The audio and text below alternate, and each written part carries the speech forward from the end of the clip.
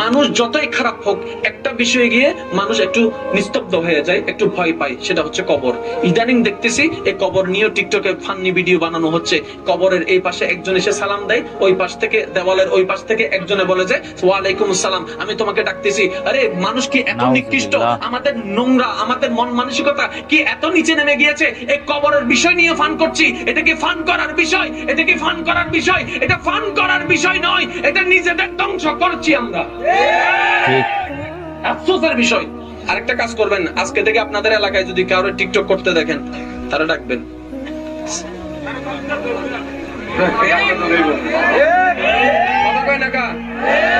তারে ডাকবেন, দেখে করবেন আমার সামনে টিকটক কর।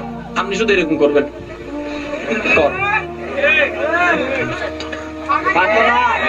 মারার দরকার, ধরার দরকার, শুধু এমনি থাকায় থাকবেন, কর।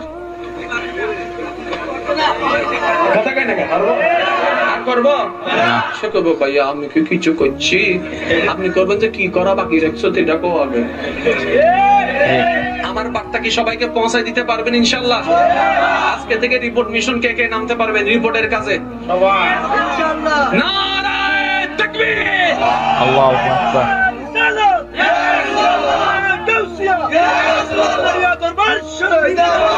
উচ্চ আওয়াজে একবার বলেন মারহাবা। এবার আমি যে রিপোর্টের মিশনে নামছি, এটা কি খারাপ না ভালো? ভালো। এবার বলেন খারাপ বন্ধ করতে যারা নামবে তারা কি সওয়াব পাবে কি পাবে না? আরো জোরে বলেন না, খারাপ বন্ধ করতে যারা নামবে তারা কি সওয়াব পাবে কি পাবে না? তাহলে আপনি অশ্লীলতার বিপক্ষে যখন রিপোর্টে নামছেন, যেহেতু আপনার আর কিছু করার নাই, কমেন্টসে গালি দেওয়ার দরকার নাই, রিপোর্টে নামলেন, এই প্রত্যেকটা রিপোর্টে আল্লাহ চাহে তো আপনার আমলনামায় সওয়াবের ব্যবস্থা করে দিবে। ঠিক, আমি কি বুঝাতে পারলাম কথা? যারা ফেসবুক চালান, যারা ইউটিউব চালান, কোরআন হাদিস দেন, কেউ পড়লে পড়লো, না পড়লে নাই, তার ব্যক্তিগত ব্যাপার। কিন্তু আপনার দেওয়া একটা কোরআন, একটা হাদিস যদি কেউ পড়ে, ওই পড়ার সাথে সাথে আপনার আমলনামায় সওয়াব পৌঁছায় যাবে। কিন্তু ওই ব্যক্তি যদি পড়ার পরে সেটা অন্তর নরম হয়, আমল করা শুরু করে, যতদিন সে আমলটা করতে থাকবে, আপনি কবরে গেলেও আপনার কাছে খবরে সওয়াব পৌঁছায় যাবে। সুবহানাল্লাহ। সেজন্য আপনাকে আমাকে একটু সচেতন হওয়ার দরকার। যুবক ভাইয়ের আওয়াজ দিয়ে বলেন না সচেতন হওয়ার দরকার। আর একটু চিল্লাই বলেন সচেতন হওয়ার দরকার। তাহলে পৃথিবীর বুকে যত কিতাব আছে, কোরআনের মতো কোনো কিতাব নাই। এবার আওয়াজ দিয়ে বড় বড় করে বলবেন, পৃথিবীর সমস্ত তথ্য কোরআনে আছে না নাই? আছে। কোরআনের মধ্যে কোনো ভুল, কোরআনে কোনো সন্দেহ, কোরআনের পারায় কোনো সন্দেহ, কোরআনের আয়াতে কোনো সন্দেহ। এবার বলেন নামাজ আছে না নাই? আছে। নামাজের দলিল কোরআন,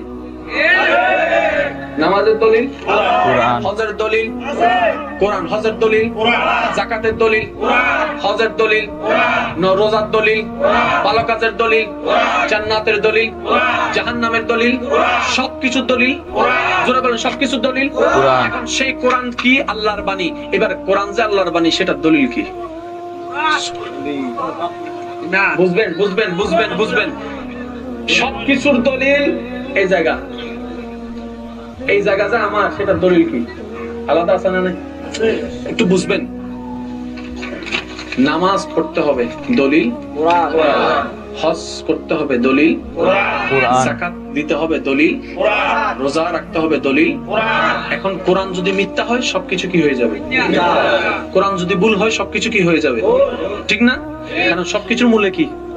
জোরে বলেন সবকিছুর মূলে কোরআন। সবকিছু আপনি বললেন এটার দলিল কোরআন, ওটার দলিল কোরআন, এটার দলিল কোরআন। এবার প্রশ্নকারী প্রশ্ন করে, ওরে ভাই সবকিছুর দলিল তুমি কোরআনকে দিচ্ছ কেন? তখন আপনি বললেন কোরআন আমার রবের বাণী, কোরআন কালামুল্লাহ, কোরআন আল্লাহর বাণী। এবার সে প্রশ্নকারী কৌতূহল বশত ইন্ডিকেট করে আপনাকে প্রশ্ন করে বসলো, সবকিছুর দলিল যদি কোরআন হয়, কোরআন আল্লাহর বাণী, সেটার দলিল কি? সেটার দলিল কি? এবার মুসলমানের মনে প্রশ্ন চলে আসলো, আরে সবকিছুকে বাস্তবায়ন করলাম কোরআনের দলিল দিয়ে, সবকিছুকে সত্য প্রমাণ করলাম কোরআনের দলিল দিয়ে, তো কোরআনটা যে আল্লাহর বাণী, সেটার কোনো দলিল আমার কাছে নাই, সেটার কোনো প্রমাণ আমার কাছে নাই, কারণ জিবরাইল তো আমার কাছে আসে নাই, কোরআন নাজিল হতে তো আমি দেখি নাই। তাহলে কোরআন যে আল্লাহর বাণী, সেটার দলিল কি? আর আমি যদি কোরআন আল্লাহর বাণী সেটা প্রমাণ করতে না পারি, তাহলে নামাজ মিথ্যা হয়ে যাবে, রোজা মিথ্যা হয়ে যাবে, হজ মিথ্যা হয়ে যাবে, যাকাত মিথ্যা হয়ে যাবে, রোজা মিথ্যা হয়ে যাবে, জান্নাত জাহান্নাম মিথ্যা হয়ে যাবে, পরকাল মিথ্যা হয়ে যাবে। এবার আল্লাহর বান্দা পাগলের মতো ঘুরতে লাগলো, বাংলার আনাচে কানাচে মাঝে ঘুরতে লাগলো। কোরআন যে আল্লাহর বাণী সেটার দলিল কোথায়? ইন্ডিয়া চলে গেল, দুবাই চলে গেল, আরব আমিরাত চলে গেল, ইংল্যান্ড চলে গেল, আমেরিকা চলে গেল, ফ্রান্সে চলে গেল, অস্ট্রেলিয়া চলে গেল, সারা বিশ্ব ভ্রমণ করলো, কিন্তু কোথাও দলিল পাইলো না কোরআন যে আল্লাহর বাণী। গাছতলায় বসে আছে, হঠাৎ করে তার পেরেশান মনের মধ্যে একটা কানের মধ্যে আওয়াজ, রহমতের আওয়াজ, মিষ্টি আওয়াজ, মধুর আওয়াজ শুনতে লাগলো। আওয়াজ এসে বলে, ওরে আমার উম্মত, চিন্তা করিস না, সবকিছুর দলিল কোরআন, আর কোরআন যে আল্লাহর বাণী সেটার দলিল আমি নবী মুস্তাফা। সুবহানাল্লাহ, আল্লাহু আকবার। তো গাইস, এই পর্যন্ত আমাদের ভিডিওটা ছিল। যদি আপনাদের কাছে ভিডিওটা ভালো লাগে অবশ্যই লাইক, শেয়ার এবং আমাদের চ্যানেলটিকে সাবস্ক্রাইব করুন। আসসালামু আলাইকুম।